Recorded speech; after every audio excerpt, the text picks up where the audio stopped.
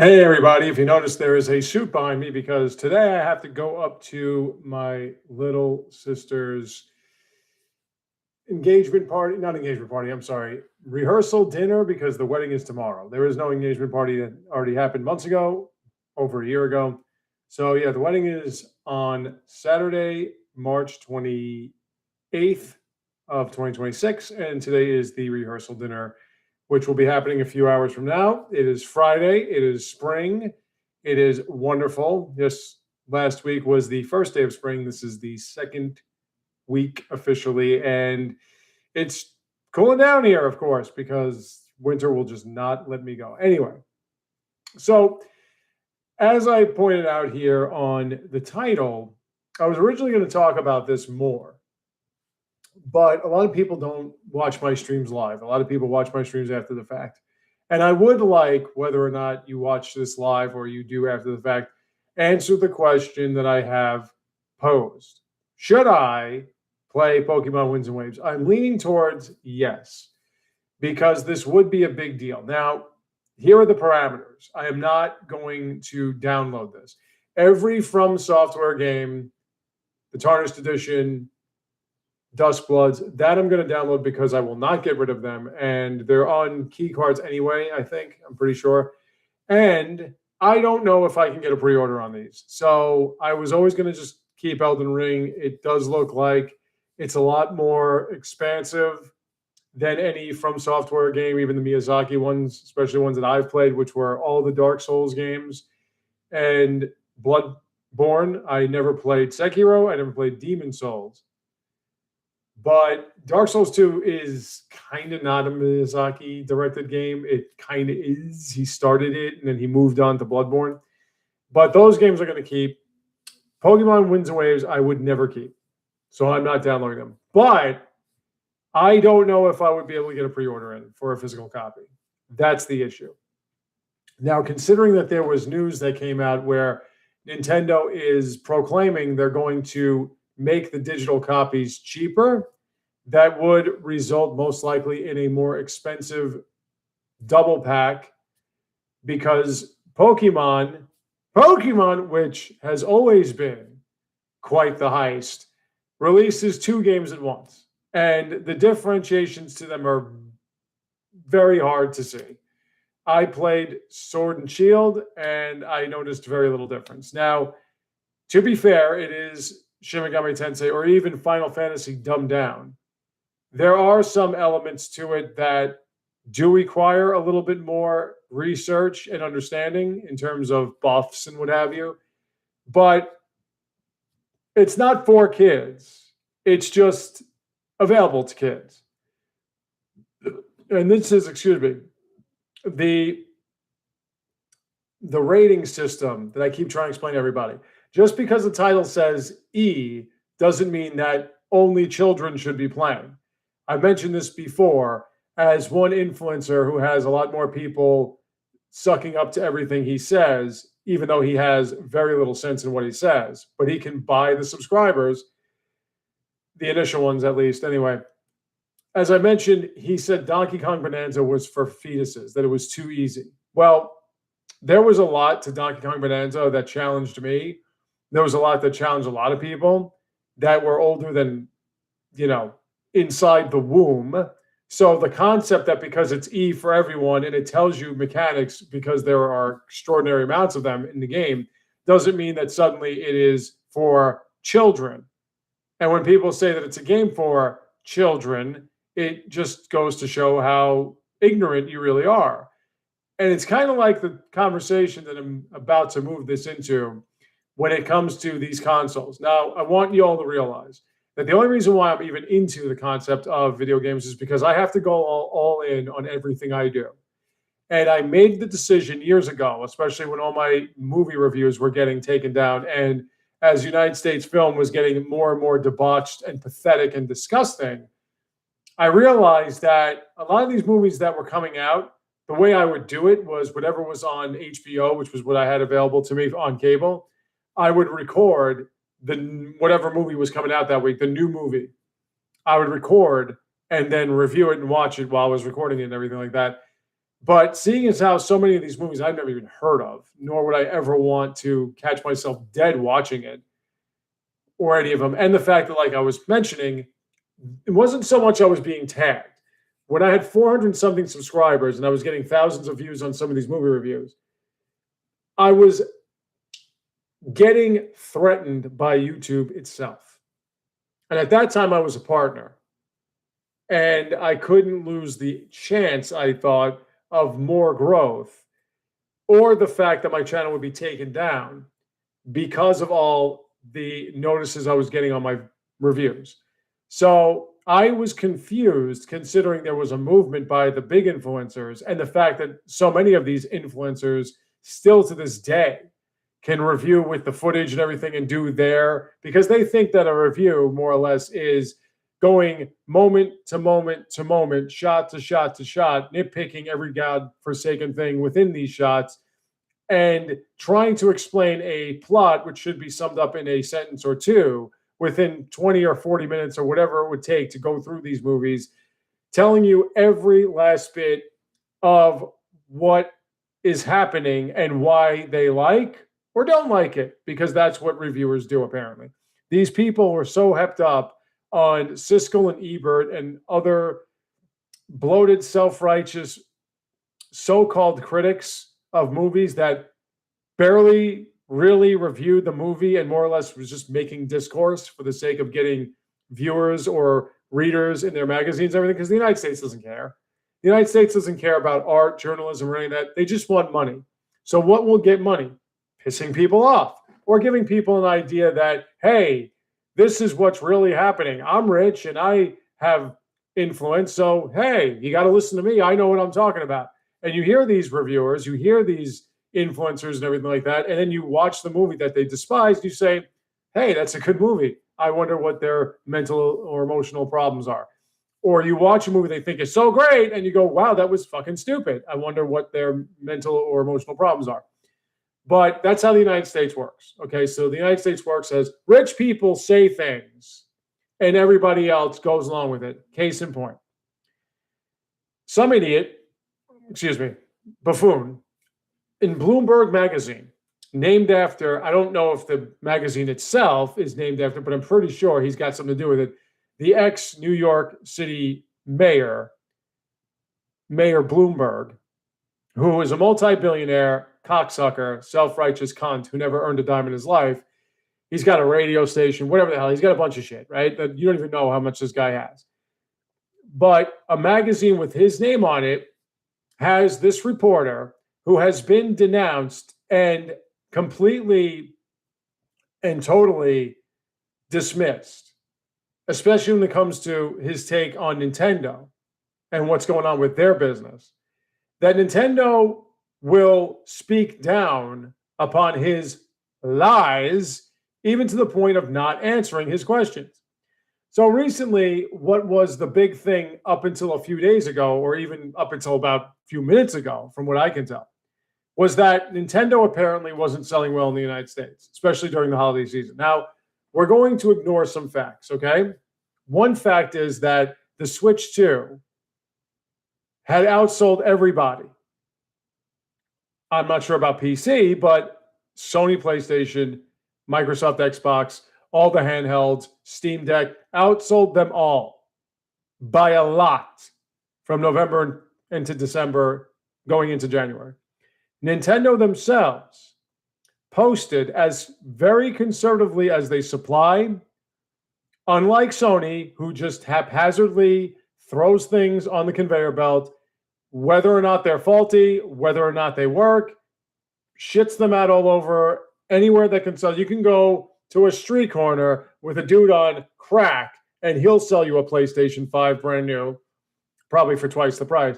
But whatever the case, Sony overproduces and oversells so that they can bullshit you about their stupid ass numbers. Because I guarantee that if you go back from Sony PlayStation 1, which they sell from Nintendo, to the 2, especially the 2, seeing as how for 20 years or about that time, once they started counting up all the sales of the console, it was at 154 million consoles sold.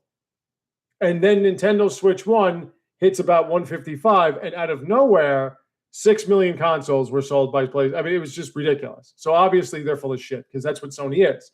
A terrible excuse of a company that makes garbage hardware, garbage electronics, garbage movies. What's going on with the Spider-Man villain verse? How's that working out? They make nothing but shit. They overcharge it, overproduce it, and then they brag about all the numbers that they put up. So Nintendo, being the more conservative group, had announced by the end of December the Switch 2, which apparently, according to dipshits on the internet, has no games, ignoring, of course, the thousands and thousands of titles that you can download from the eShop, even some that you can play with the old Switch 1 SD cards in the console. I've said this so many times before. Ignoring all of that, the Switch 2, exclusively from itself and the Switch 1, differentiating between the two, has probably as many Nintendo-made exclusives in this period of time than I think the PlayStation 5 has had in its entirety. And what I mean by that is you can't count all the games that PlayStation 5 had released on PlayStation 4 as well. This goes for Xbox. Xbox has what? Halo. They haven't done shit with that in years. Fable. That's barely even hanging on. Controls on every console. Ori and the Blind whatever, every console. So, like, there's nothing that Microsoft has. Alan Wake, that's on every console. There's nothing Microsoft has. Not even BioWare, which used to pretty much be funded by Microsoft, is a Microsoft exclusive anymore. So they're done. They have no exclusives. Buying an Xbox is probably stupider than putting a hole through your head with a drill or a pencil or whatever you can find, because it makes no sense. Buying a PlayStation now has gotten to be that bit. Now, I wouldn't have gotten a PlayStation in the first place because their hardware sucks. Their controllers suck. They break too easily. Everything about them is trash. But they have exclusives. What are these exclusives? Bloodborne, that's on PlayStation 4, obviously. Uncharted, that's dead. Spider-Man, that sucks and is dying because nobody wants to play as Miles Morales, apparently, according to these influencers on the internet. I'm sure there are some people that would justify buying a PlayStation for, well, we're getting to that. But to get a Spider-Man wannabe movie of ugly people in a New York City that doesn't look like any New York City I remember, to do absolutely nothing but walk, maybe swing, maybe fight some criminals, and go through 6 or 7 hours of a repetitive, predictable story to fight some bosses finally. And that was the one everyone said was great. But to have the gameplay itself and buy a console for all this money because it looks good on it, that just makes no sense. God of War, which even if it was good at any point and it was average maybe in the old days, they completely killed that, making it The Last of Us. The Last of Us, which, once again, you played it once, you're done. At least Ace Attorney is fun to look at, and the women are nice. Last of Us and Last of Us 2, you play it once, you're done. And aside from some obscure titles released by Japan Studio, what, Dex? Like, what do they have? There is nothing that Sony offers outside third party, right? Now all that third party is coming to the Switch too. So there really is no reason to get any of these consoles. But as I've said, United States idiots will United States idiot, and they'll just keep getting PlayStations. I go on Facebook for about 2 seconds, and people are asking, like, why would I got a Switch 2? I can play, because now Kena, Bridge of Spirits is on the Switch 2, and it looks exactly the fucking same. It plays exactly the fucking same. I've been watching it. It seems very story-driven, and it is, or was, a PlayStation exclusive, so I doubt that it's that much fun. I will get it sooner or later. But people were talking about how, oh, it only runs 30 frames. And again, I don't understand what you're not grasping about this. The Switch 2, like the Switch 1, outside the Switch 1 Lite, is a hybrid, a true hybrid. It doesn't require an HD cord from a handheld It has a dock. You put the fucking handheld in, and it plays at a higher resolution with better graphical fidelity. What about this are you not grasping? The fact that they always showcase an Elden Ring Tarnished Edition or a Kena or any of these other games that are coming out sooner or later on the portable version keeps giving these people the opportunity to comment on the portable version. It will play a lot better on the docked version because they're two separate consoles. They're the same thing, but they play two separate ways. Now, I get it. There is a lot of technology Nintendo has innovated and perfected that Sony and Microsoft couldn't figure out. This is one of them. Microsoft claims it has a hybrid. It is a handheld. It is completely different. It doesn't have a dock that comes with the box that you put into the dock, and it becomes a modern, high-scale console. Nor can you take it out of the dock and make it the best portable. It doesn't work like that for these two consoles or these two companies. So to have this conversation always, answer me why you would get a PlayStation. Why would you get a PlayStation? Why? It makes no sense. You know the shit's going to be somewhat warped. It's going to be way too big to fit in a nice, cozy spot. On top of that, it is way too expensive, and it doesn't offer any exclusives. The other third-party games are coming out on the Switch 2 anyway. When you had the differentiation between the Switch 1 and the PlayStation 5 or even Xbox One or whatever, because of the third-party support, that would make some semblance of sense. Although I wouldn't spend another $200 on a console to play Baldur's Gate 3 or whatever. But now that those games are coming out on the Switch 2 anyway, more or less, what sense does it make? But as I was saying, so Nintendo outsold everybody, and Nintendo themselves pointed out they sold 17.3 million consoles within the first 6 months. Not even a full year. Far from it. Little more than half a year. They outsold virtually every console in their first year within half the time. Now, granted, 5.5 million were sold in the first month, 3 million the first week, but they had to keep up with the demand. And that's the problem. That's why it's hard to find them on shelves still. So now, they also pointed out that 15 plus million were brought home. So they sold 17 plus whatever million to certain retailers and everything, including Staples and fucking Target, which I didn't even know Staples sold video games or consoles. But that was the demand, that even Staples was getting involved in it. I guess you fit it in your office or your school supplies. But whatever the case, that was the first 6 months.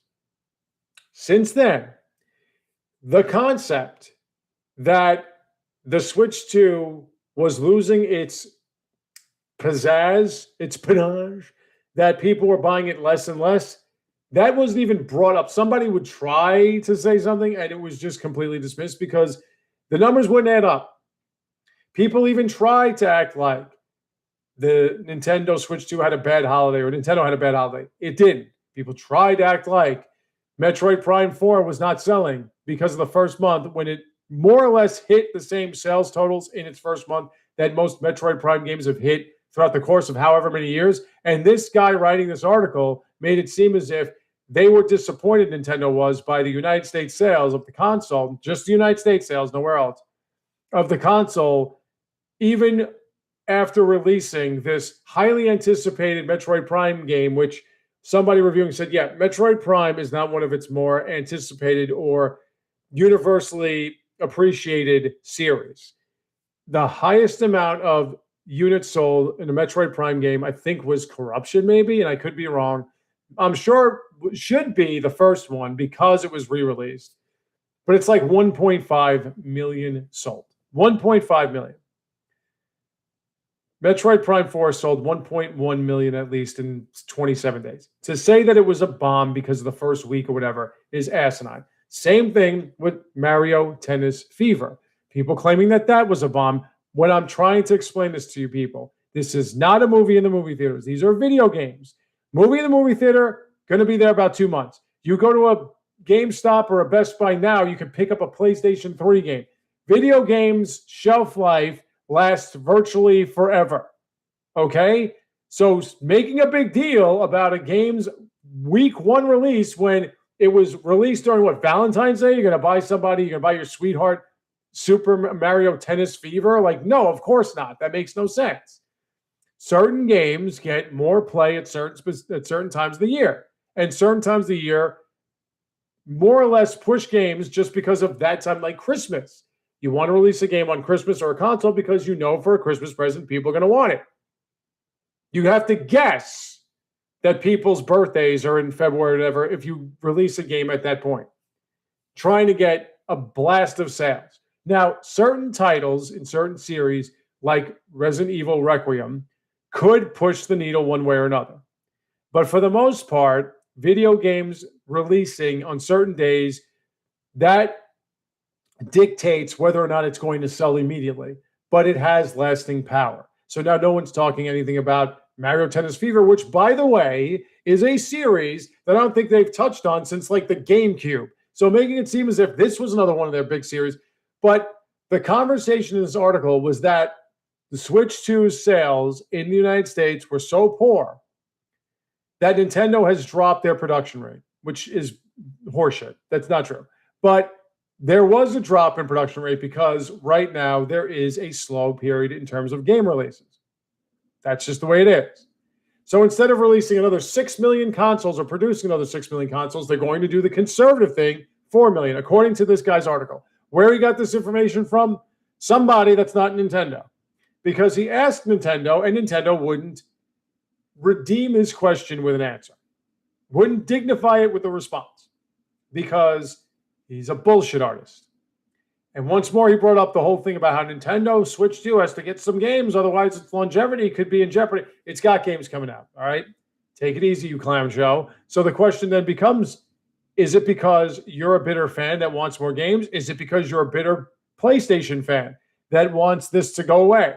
Is it because you're one of these people that were jumping on the bandwagon that there's going to be a direct this past month or this month that's about to end or the month before that, and it never happened? Whatever the case, the idea that Nintendo doesn't have exclusives has gotten such a fire under its ass, again, that people are starting to say the Switch 2 relies on third party. Now, that takes fucking balls, all right?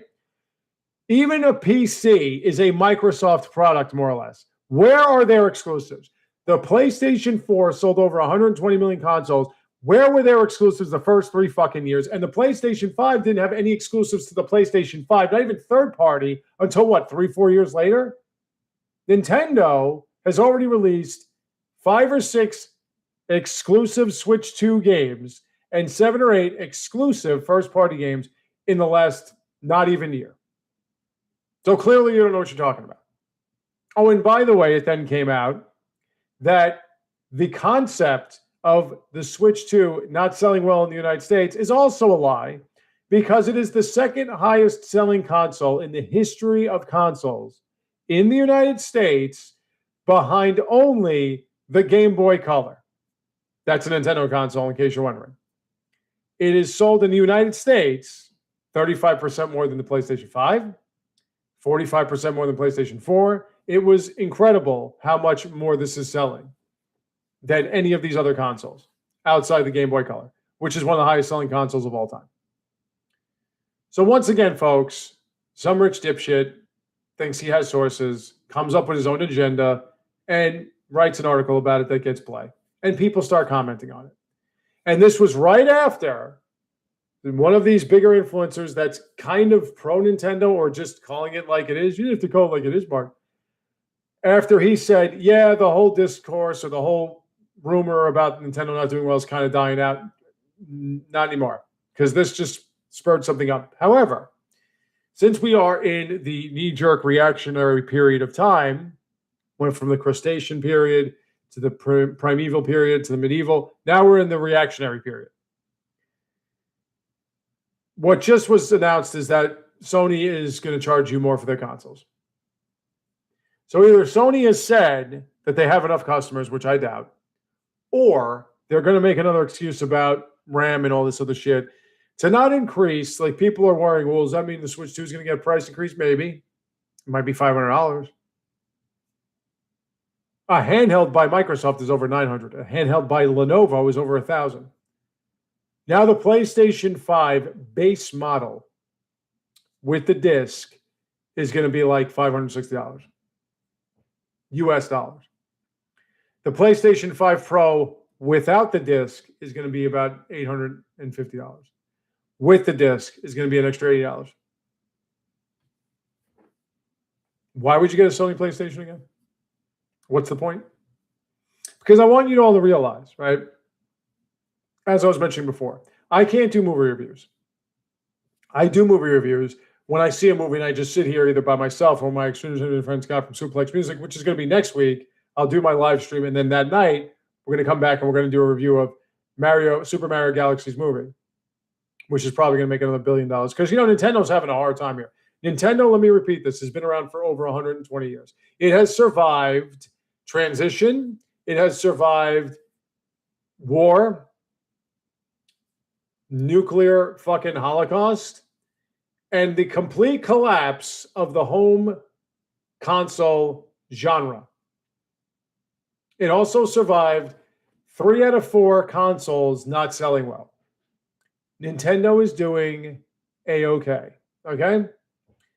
And with this next movie coming out and their educational toy series for toddlers and tots and what have you, and the theme park and the success of the Switch 2 and its software, something else. Oh, it's not selling software. So at first it was not selling third party. Now it's relying on third party. Whatever. You make no sense. But because of all this, Nintendo's doing perfectly fine. But video games, to me and for me at some point, they were just what they should be. A niche enjoyment. Not life. Definitely not art. Just something you do when you got about an hour or whatever to kill. I've got a lot of time to kill now. I'm old. I have very little money. I'm a loser. I have a lot of time to kill.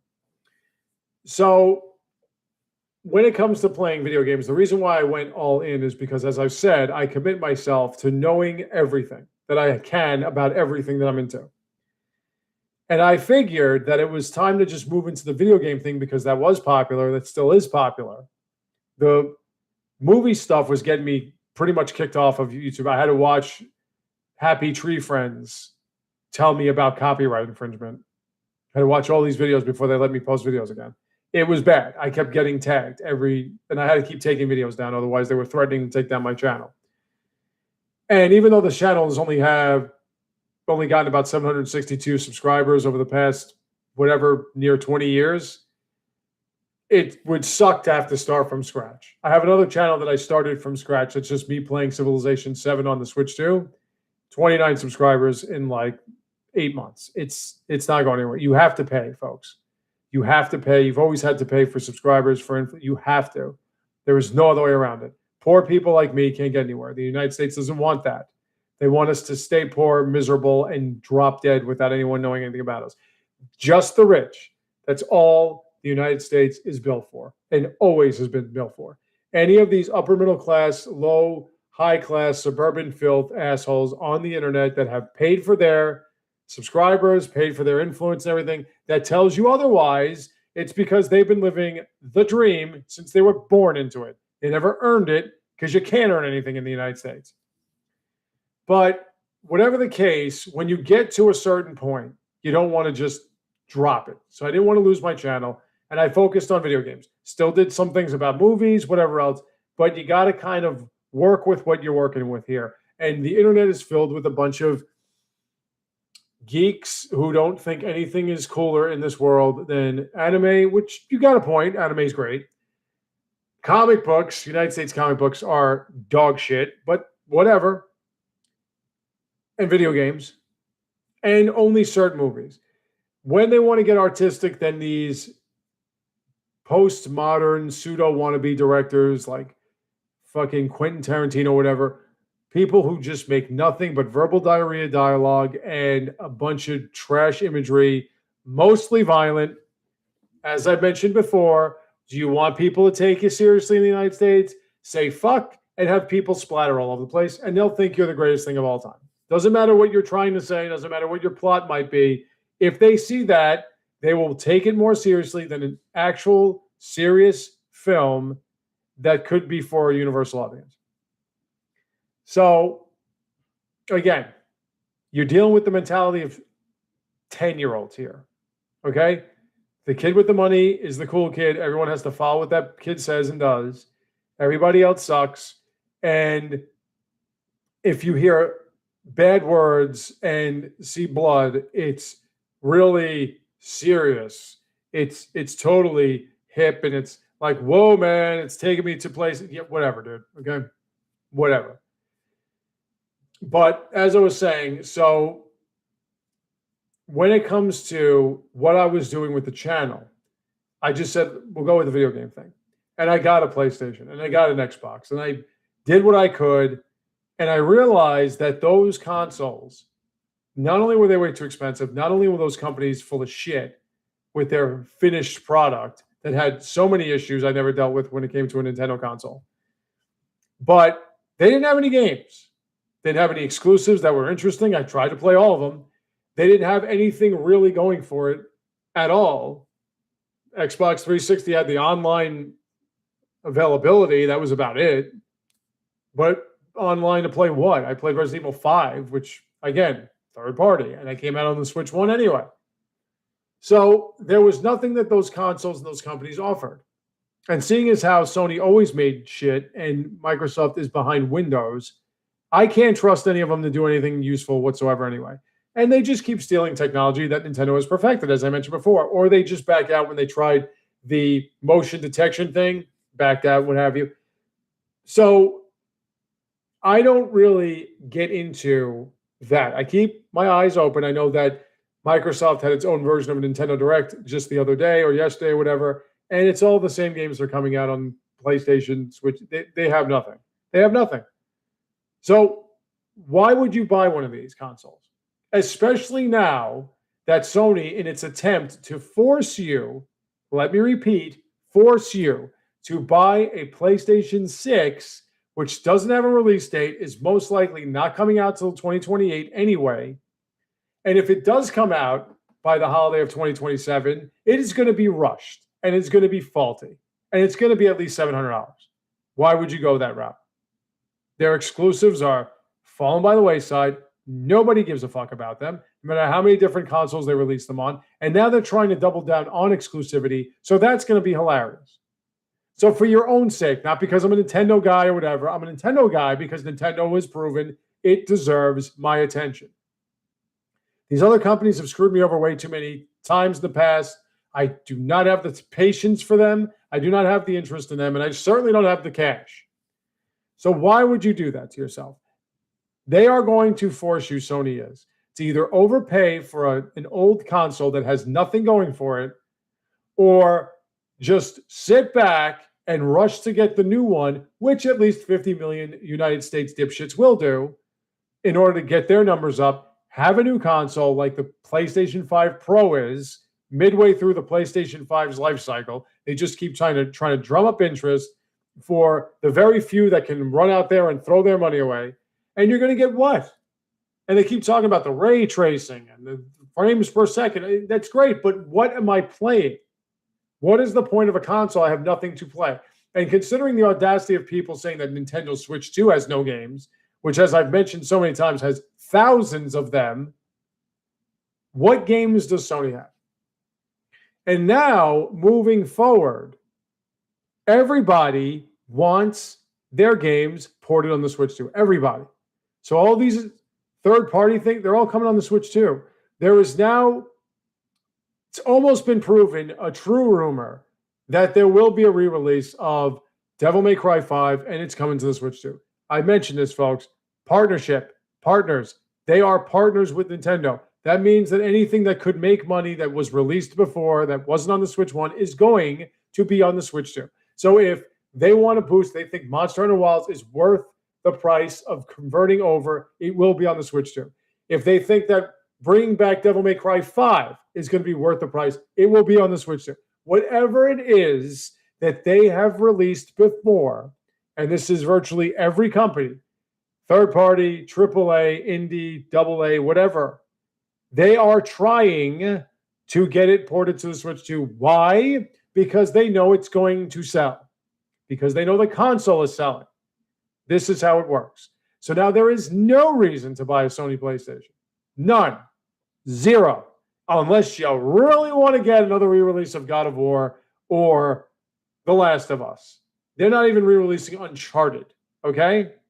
So unless you really want those two series, and I don't know why you would, or you're getting all giddy about eviscerating people as Wolverine for 2.5 to 3 hours of an 18-hour game where it's going to be mostly cutscenes and shit like that, mostly boring, moronic, predictable cutscenes, what are you buying? What are you buying? Speaking of, should I play Winds and Waves? As I mentioned, I am trying to really consider this. If you guys want to see me do it, I will do it. I did Sword and Shield. Money is not a problem, really. When it comes to that, I can obviously plot out my cash. Not a big deal. Dusk Bloods, if it's $75, whatever on digital, I can deal with that. Not a big deal. So I will have the money for it, especially since it's coming out next year. You got tips and stuff like that for being the best worker you can possibly be, more or less. Depends on who's giving. It's funny because I always say this. In the place that was just mom and pop shops and whatever, that gym, I would get over $1,500 in tips. This one, I get like $200. But whatever. No big deal one way or another. I can figure it out. So that's really the question. Should I play Winds and Waves? Please comment below. I thank you for watching if you did. Let's hope that I don't get too tired during all this partying I'm going to be doing this week. No drink. I don't drink. I don't smoke anything. That's not, it's just driving. Driving puts me to sleep. It's so fucking boring. I don't mind being in the car with good company or good music, but it's just the sitting in one place and going somewhere. It's like, oh, why does everybody have to live so far? They don't even live that far, but my little sister and her fiance want to go all the way up, not all the way up, but kind of in between his family and hers. So, it's nice. My other sisters are coming from 2 other fucking states. So this is going to be fun. But anyway, so that's the question. So you could please leave the commentary below about whether or not I should play these 2 games. Anything else you want to discuss? I will be back on next week, folks. I will see you then.